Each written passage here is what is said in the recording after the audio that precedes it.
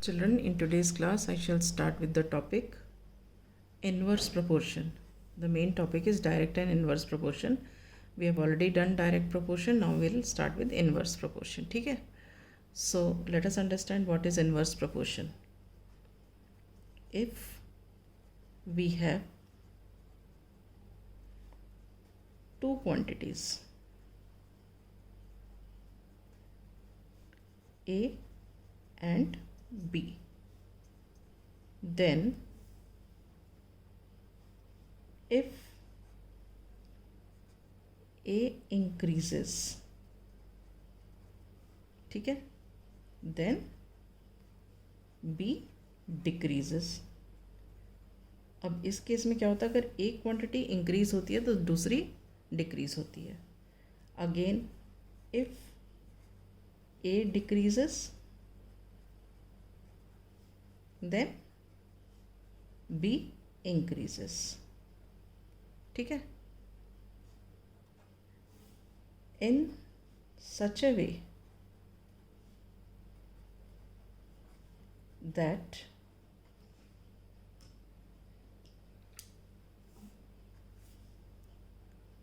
there exists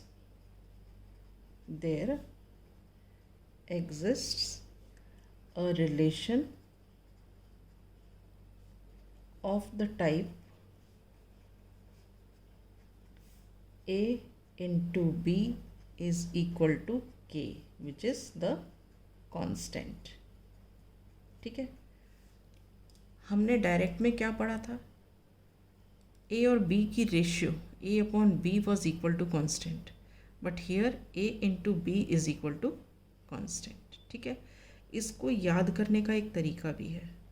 जैसे direct variation में हम कैसे याद रखते थे कि डिवीजन का मतलब A अपॉन B करना, रेशियो लेना है. A अपॉन B का मतलब डिवीजन हो गया, तो D for direct, D for division. ठीक है?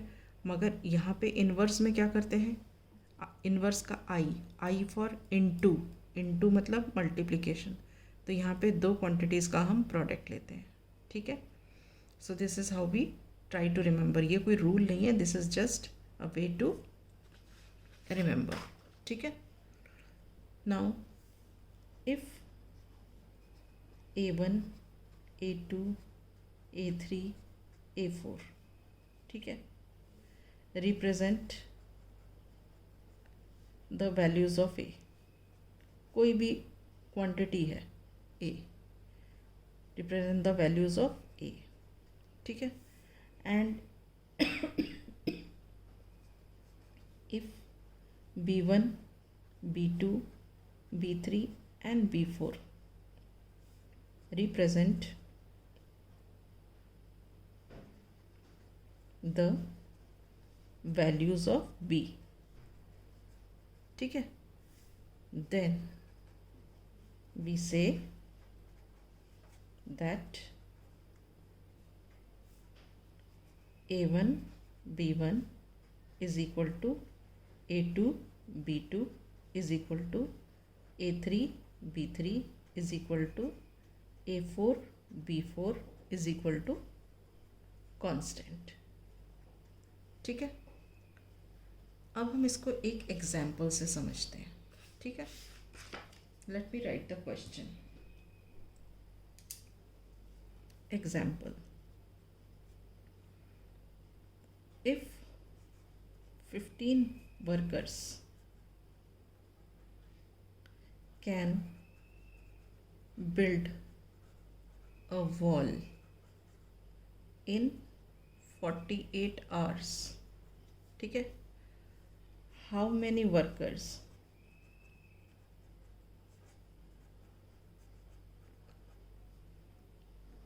will be required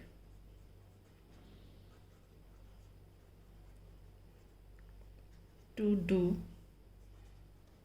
the same work in 30 hours? अब देखो, समझो क्वेश्चन को. 15 वर्कर हैं, 15 वर्कर्स हैं. They are building the wall in 48 hours. ठीक है. अब अगर यही काम 30 आवर्स में कंप्लीट करना है तो हमें क्या करना पड़ेगा, हमें वर्कर्स बढ़ाने पड़ेंगे, लोग बढ़ाने पड़ेंगे, ठीक है ना। तो अब क्या, यहाँ देखो क्या हुआ, जब 15 वर्कर्स थे तो नंबर ऑफ आवर्स थे 48। अब आवर्स को हमने रिड्यूस कर दिया, 48 थे तो 48 से 30 हो गए, कम हो गए। अब यहाँ पे आवर्स कम हो गए, लेकिन यहाँ पे वर्कर्स बढ़ाने पड़े, क्योंकि अगर कोई काम हमें जल्दी ख़त्म करना है तो उसके लिए हमें लोग ज़्यादा चाहिए होंगे। तो अब ये देखो, इसलिए इसमें अगर एक क्वांटिटी के बढ़ने से दूसरी क्वांटिटी रिड्यूस हो रही है, ठीक है, या एक क्वांटिटी के रिड्यूस होने से दूसरी क्वांटिटी बढ़ रही है। जैसे ये क्वांटिटी रिड्यूस हो गई तो यहाँ पे ये क्वांटिटी बढ़ गई, ठीक है। So this is the case of inverse proportion. इसमें भी हम वैसे ही टेबल बनाएंगे।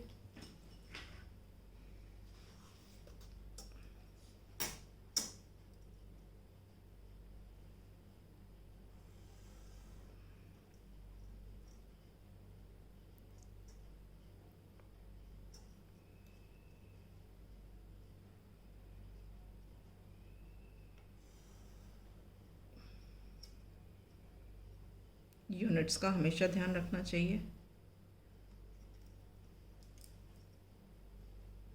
यहाँ तो खैर आवर्स में दिया है तो इतनी दिक्कत नहीं है, अदरवाइज़ कई बार वेरिएशन रहता है, मिनट्स आवर्स दे देते हैं, ठीक है, सेकेंड्स मिनट्स दे देते हैं, तो हमें यूनिट्स टोटल में सेम रखने होते हैं, ठीक है। अब यहाँ पे देखो, यहाँ पे हम लिखते हैं नंबर ऑफ वर्कर्स, ठीक है, और यहाँ पे हम लिखते हैं टाइम टेकन। तो ये हमारे दो कॉलम्स बन गए। टाइम टेकन किस में है, आवर्स में है, वो भी यहाँ पे लिख दिया, ठीक। अब बॉक्स बना देते हैं, ठीक है। अब आप यहाँ देखो, number of workers 15, time taken 48 hours, number of workers x, time taken 30 hours. अब हमने यहाँ देखा A1 into B1 is equal to A2 into B2। अब यहाँ पे हम लिखेंगे since the two quantities vary क्या, इनवर्सली। हम यहाँ लिखते हैं since the two quantities vary inversely,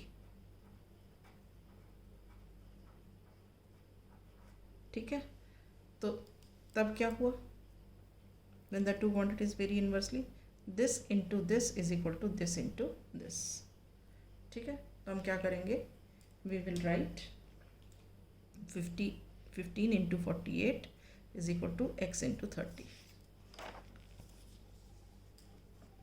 We will write 15 into 48 is equal to x into 30, ठीक है। अब हमें x की वैल्यू निकालनी है तो इसको हटाना पड़ेगा, तो हम इसको इधर क्रॉस मल्टीप्लाई करके ले जाएंगे। तो ये क्या हो जाएगा, 15 into 48 upon 30 is equal to x, right.